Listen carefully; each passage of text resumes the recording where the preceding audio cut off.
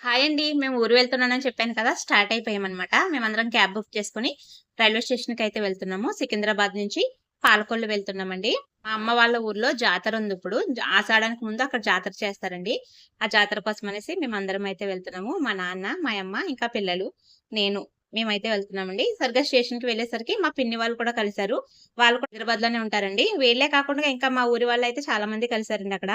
చాలా హ్యాపీగా అనిపించింది. ఇంక అందరం కలిసి ఒకటే ట్రైన్‌లో అయితే వెళ్ళాము. వెళ్ళేసరికి 9:30 అయింది. ఇంక ట్రైన్ రావడానికి పావుగంట అయితే ఉందండి. కాసేపు కలిసాం కాబట్టి కాసేపు మాట్లాడుకొని తర్వాత ట్రైనొచ్చిన తర్వాత వాళ్ళ బోగీ దగ్గరికి వాళ్ళు, మా బోగీ దగ్గరికి మేమైతే వెళ్ళిపోయామండి. తర్వాత రైల్వే స్టేషన్ అప్పటికి ఇప్పటికి కూడా చాలా మారిపోయింది. ఇప్పుడు పనులన్నీ కూడా చేపిస్తున్నారు.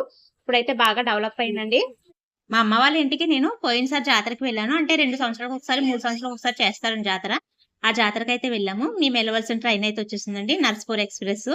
ఇది లింగంపల్లి నుంచి నర్సాపురం వరకు వెళ్తది. ఈ ట్రైన్‌కైతే తీసుకున్నామండి. మేము రేపు ఉదయం పాలకొల్లో దిగుతాము. 7 తర్వాత అయితే దింపుతదండి ట్రైనయితేని.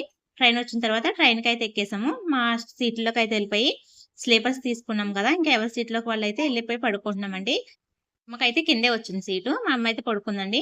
పిల్లలైతే ఇంక పైకెక్కేస్తున్నారు.